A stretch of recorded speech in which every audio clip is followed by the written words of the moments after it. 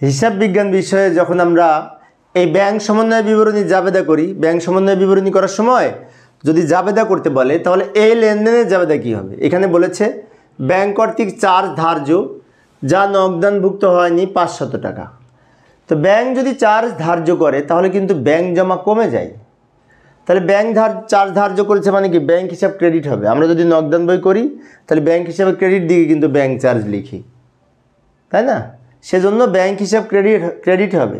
আর bank চার্জটা যেহেতু খরচ তাই ব্যাংক চার্জ ডেবিট হবে। খরচ বৃদ্ধি পেলে ডেবিট হয়, তাই আমরা লিখব ব্যাংক চার্জ খরচ হিসাব ডেবিট আর ব্যাংক হিসাব ক্রেডিট।